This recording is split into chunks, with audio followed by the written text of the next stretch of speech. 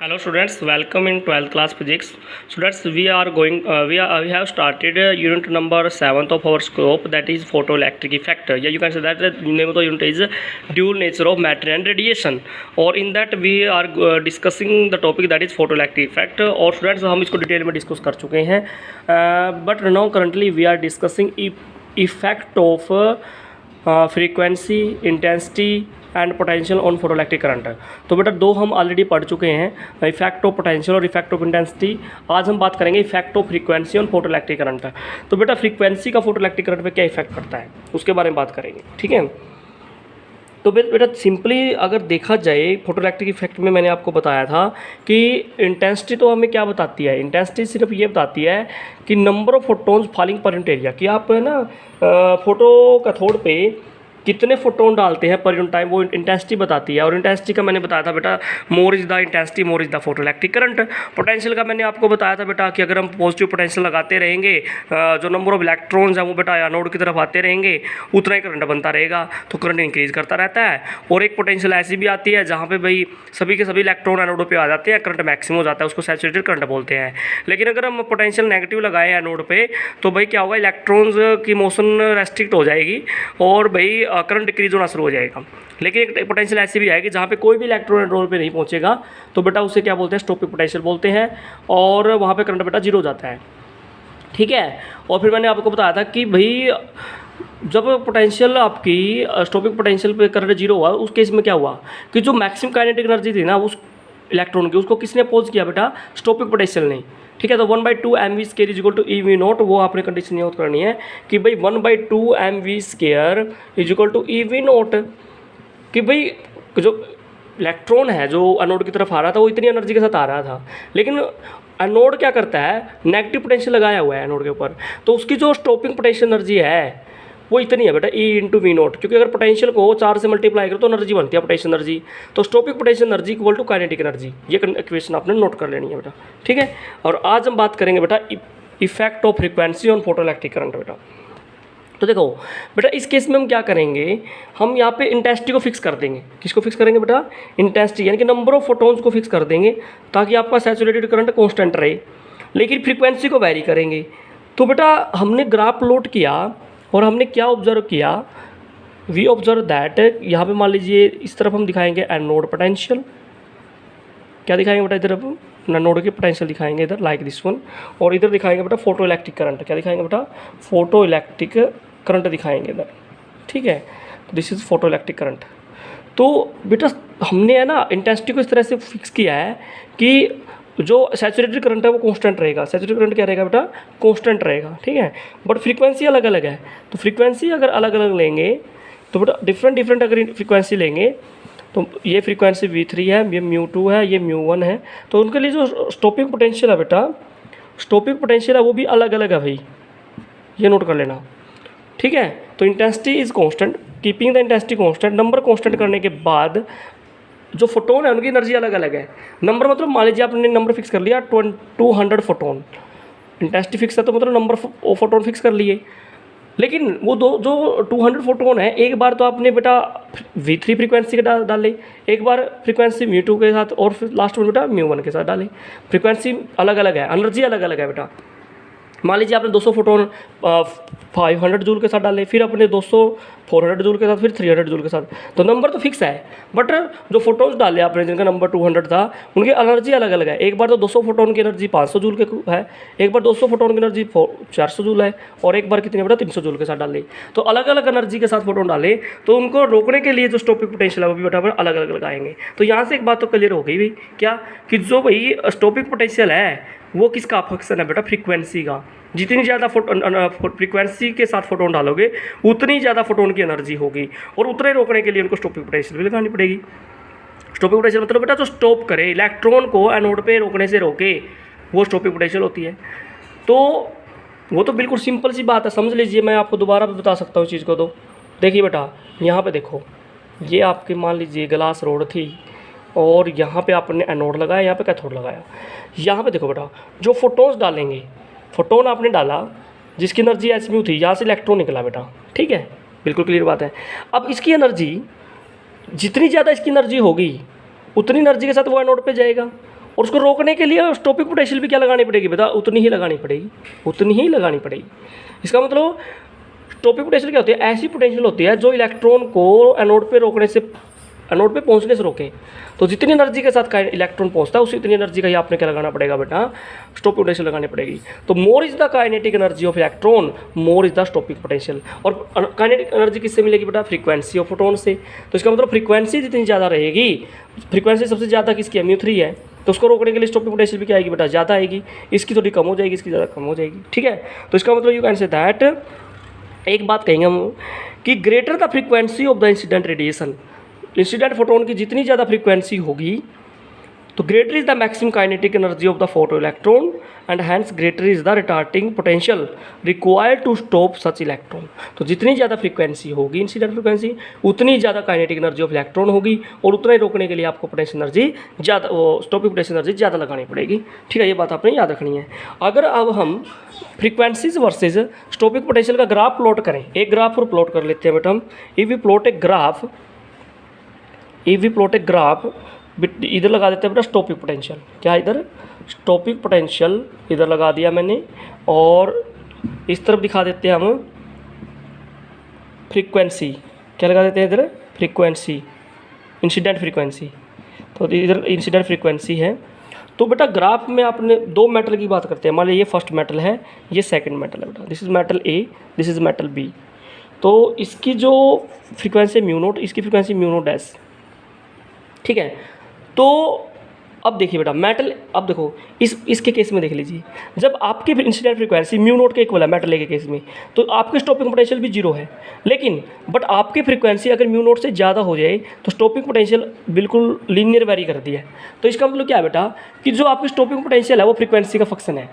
अभी मैंने बताया था मोर is the frequency, more is the stopping potential. But जब तक आपकी frequency, applied frequency of the photon less than threshold frequency से बोलते हैं बेटा, थ्रेशोल्ड फ्रीक्वेंसी, जब आपकी frequency less than mu naught है, यहाँ पे देखो, तो बेटा स्टॉपिंग पोटेंशियल भी जीरो है।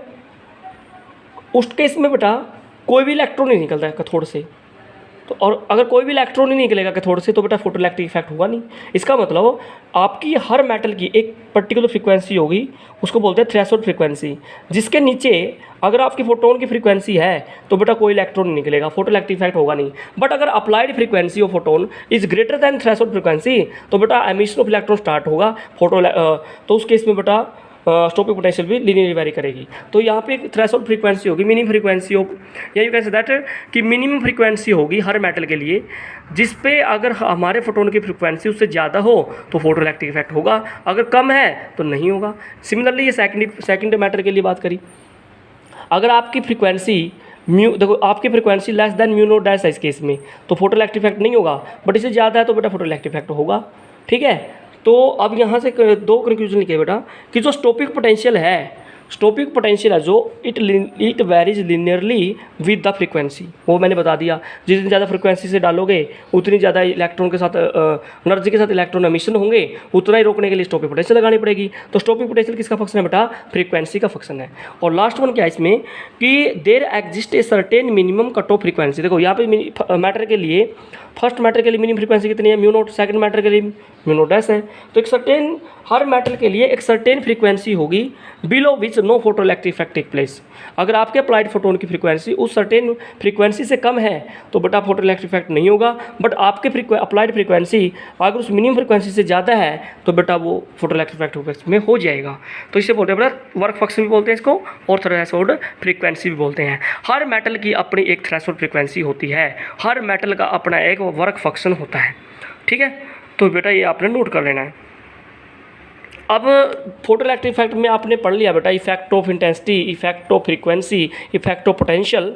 तो यहाँ से बेटा अगर हम कंक्लूजन निकालते हैं तो क्या कंक्लूजन निकालता है बेटा कि जो kinetic energy of photo electron है it increases linearly with the frequency but it is independent of intensity. तो इसका मतलब बेटा नोट कर लीजिए, जो जिस एनर्जी के साथ इलेक्ट्रॉन बाहर निकलते हैं, यानी कि जो काइनेटिक एनर्जी है, maximum kinetic energy of photo electrons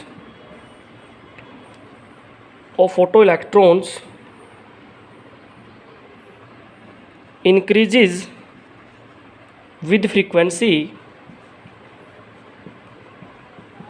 but not on intensity, but not on intensity. तो बेटा ये काफ़ी इंपॉर्टेंट पॉइंट है कि जो काइनेटिक एनर्जी है वो फ्रीक्वेंसी का फंक्शन है, इंटेंसिटी का फंक्शन नहीं है, ठीक है। और सेकंड है बेटा कि जो फोटो इलेक्ट्रिक करंट है, photo electric current is varies linearly with intensity, with intensity, यानी कि जितना ज़्यादा इंटेंसिटी होगी उतनी ज़्यादा फोटो इलेक्ट्रिक करंट होगा। तो फोटो इलेक्ट्रिक करंट किसका इफेक्ट है बेटा, किसका फंक्शन, इंटेंसिटी का। और काइनेटिक एनर्जी जो एमिटेड इलेक्ट्रॉन्स की है वो किसका फंक्शन है बेटा, फ्रीक्वेंसी का, ठीक है। और एक पॉइंट और यहाँ से क्लियर हुआ है बेटा कि for a particular metal there is a certain frequency below which no photo electric effect take place, that frequency is called threshold frequency बेटा, ठीक है। तो ये कंक्लूजन्स थे फोटो इलेक्ट्रिक इफेक्ट के, ठीक है। अब बात करेंगे भाई फोटो इलेक्ट्रिक एमिशन के क्या क्या लॉ हैं, laws of photo electric emission. Laws of photo electric emission, photo electric emission के क्या क्या लॉ हैं वो बारे में बात करेंगे। तो बेटा फर्स्ट तो ये है बेटा फॉर ए, फर्स्ट पॉइंट तो वही है जो मैंने बताया था, for a given photo sensitive material, photo sensitive material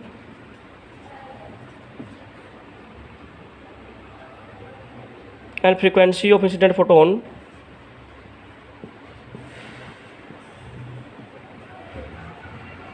frequency of incident radiation,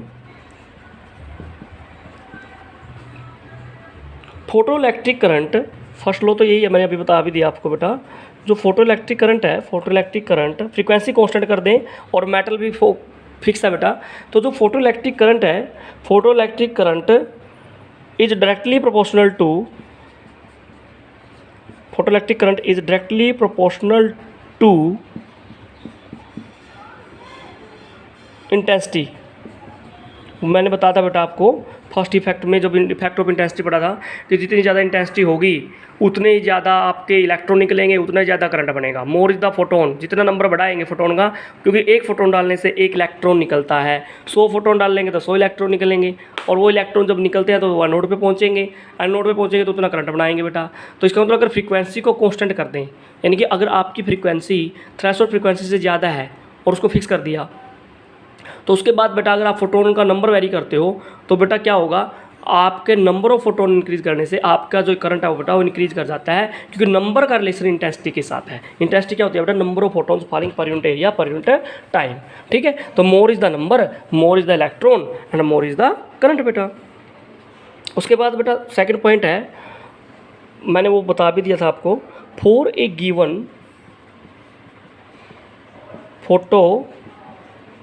given photo sensitive cathode there exists a certain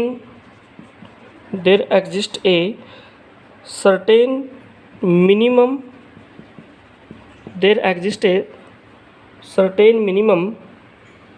cutoff frequency,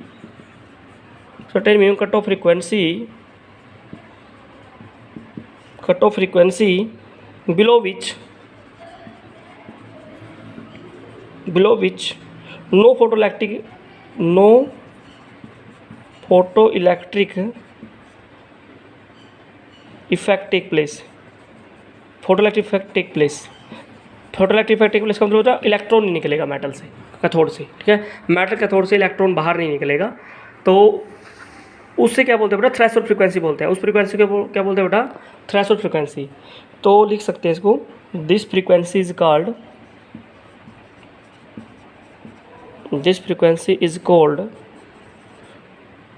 threshold frequency. Her metal के लिए एक मिनिमम फ्रीक्वेंसी होगी जिसके बिलो कोई इलेक्ट्रॉन बाहर नहीं निकलेगा, photo electric effect नहीं होगा। उस मिनिमम फ्रीक्वेंसी को क्या बोल दिया इसने, थ्रेशोल्ड फ्रीक्वेंसी बोल दिया। और उस मिनिमम थ्रेशोल्ड फ्रीक्वेंसी को आप वर्क फंक्शन भी बोल सकते हो। हर मैटर के लिए ये अपना अलग अलग होगा। और लास्ट पॉइंट, थर्ड पॉइंट ये है कि अबाव द थ्रेशोल्ड फ्रिक्वेंसी, अगर आपके फोटोन की फ्रिक्वेंसी थ्रेशोल्ड फ्रिक्वेंसी से ज़्यादा है तो above the threshold frequency, above the threshold frequency stopping potential जो आपके स्टॉपिंग पोटेंशियल है बेटा, स्टॉपिंग पोटेंशियल वो किसके इक्वल होगी बेटा, काइनेटिक एनर्जी के इक्वल भी हो सकती है, या काइनेटिक एनर्जी के इक्वल होती है ना, क्योंकि मैंने इक्वेशन बताई थी। स्टॉपिंग पोटेंशियल किसके इक्वल है बेटा, काइनेटिक एनर्जी के इक्वल है, स्टॉपिंग पोटेंशियल एनर्जी के इक्वल है, ठीक है। तो स्टॉपिंग पोटेंशियल जो एनर्जी है या kinetic energy of the electron है is directly proportional to frequency of incident radiation. ये मैंने बता भी दिया आपको बेटा कि फ्रीक्वेंसी का फंक्शन कौन है बेटा, स्टॉपिंग पोटेंशियल, और स्टॉपिंग पोटेंशियल किसके इक्वल है बेटा, काइनेटिक एनर्जी के इक्वल है, ठीक है भाई। और लास्ट पॉइंट क्या बेटा, फोर्थ लॉ क्या है, फोटो इलेक्ट्रिक एमिशन